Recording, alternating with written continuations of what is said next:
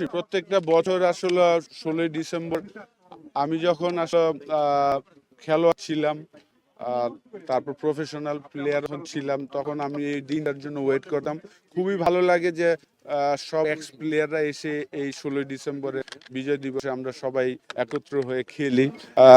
তো আমি আসলে ওয়েট করছিলাম যে আমি এই টিমে খেলবো। তো লাস্ট ইয়ার যেহেতু আমি খেলা থেকে সরে গিয়েছি, এখন এই বছর আমার একটা অপরচুনিটি হয়েছিল, তো খেললাম, খুবই ভালো লাগছে। আহ, সবাইকে পাওয়া যায় একই টিমে, যেমন শহীদ মুস্তাক আমাদের টিমে প্রায় 5 জন ক্যাপ্টেন ছিল, তো তাদের সাথে দেখা খেলা, তো এটা আলাদা একটা অনুভূতি, আলাদা একটা মজা।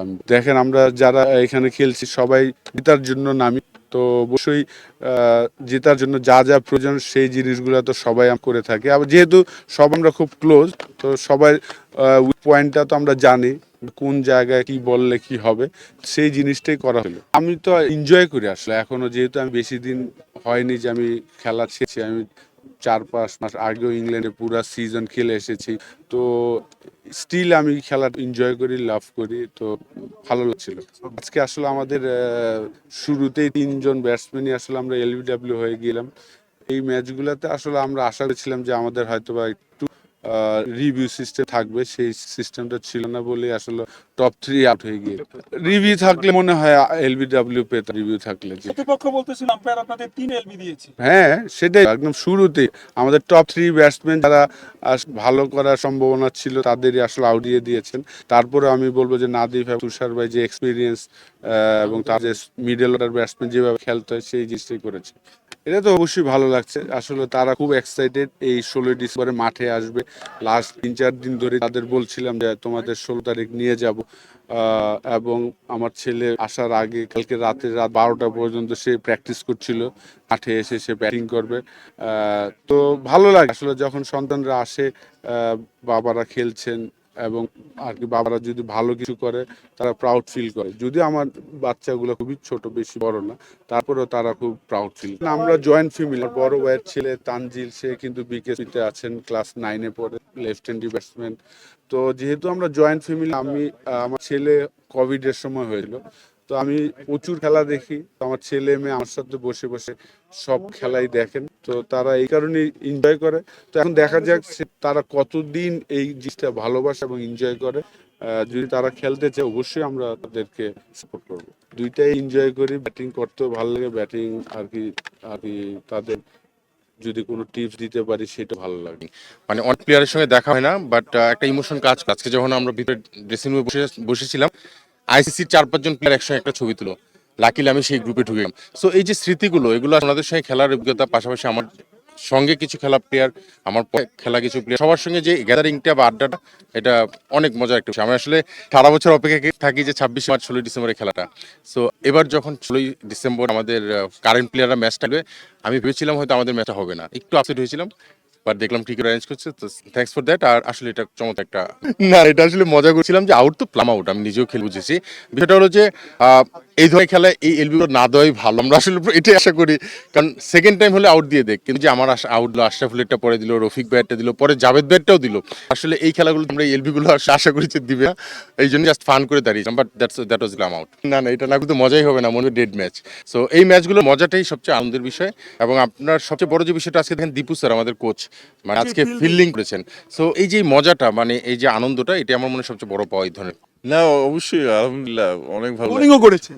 সবার সাথে মানে দেখা হচ্ছে, সবাই একসাথে একটা মিলন মেলা।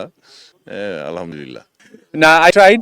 যেটা হয় আসলে, আমরা তো সারা বছর খেলি না, মন চায়, শরীরটা কোঅর্ডিনেশন হতে চায় না। বাট এই খেলাটা প্রথমত খুবই হৃদয়ের খুব কাছের খেলা, কারণ আমরা যারা ক্রিকেটার্স আছি, আমরা আমাদের স্বাধীনতা দিবস এবং বিজয় দিবসে সবাই একসাথে আমাদের জাতির সবচেয়ে ইম্পর্টেন্ট যে 2টা দিন আমরা স্মরণ করি খেলার মাধ্যমে। খুব ভালো লাগে।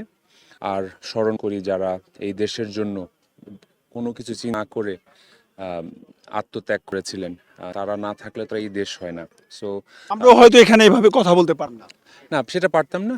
তাদের তাদের যেই আত্মত্যাগ, এটা আসলে কোনো মহাকাব্যে আপনি প্রকাশ করতে পারবেন না। সো 1971 সালে মহান মুক্তিযুদ্ধে যারা রক্ত দিয়েছেন, জীবন দান করেছেন, অনেক মা তার সম্ভ্রমের বিনিময়ে আমরা এই দেশ পেয়েছি।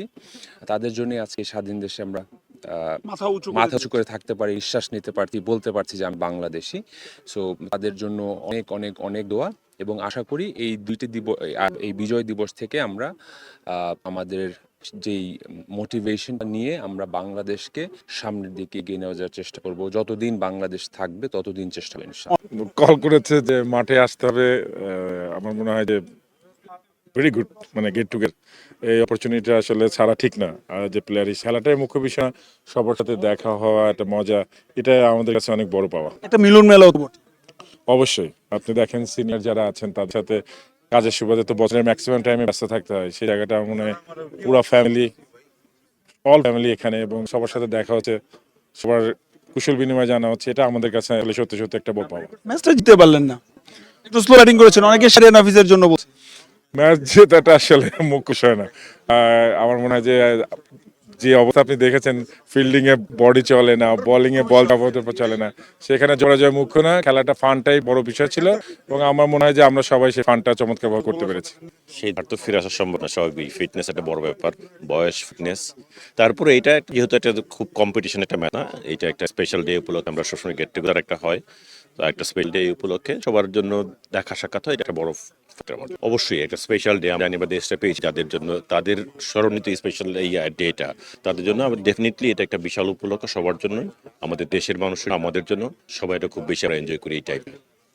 জেতার জন্যই ট্রাই করেছিলাম আর কি আসলে, যেহেতু রান অনেক বড় ছিল, তো চেষ্টা করেছি যে ওই সময় যদি 2টা বা 3টা একটু অ্যাটাকিং ক্রিকেট খেলা যায়, তো তাহলে হয়তো ম্যাচটা আমাদের কাছেও আসতে পারতো আর কি। তো এই জন্যই ট্রাই করা আর কি। যেটা চলে গেছে ওটা তো গেছেই। তো মানে আমি ক্রিকেট খেলতে নামলে আমি চেষ্টা করি এনজয় করার, আর আমি চেষ্টা করি ভালো খেলার। আসলে আমি মাঠ নামলে আমার মানে মনে হয় যে আমার তখন যতটুকু আছে পুরো দিয়েই আর কি চেষ্টা করা। তো আমি সেই চেষ্টাই করেছি, যখনই নামি আমি সেই চেষ্টাই করি।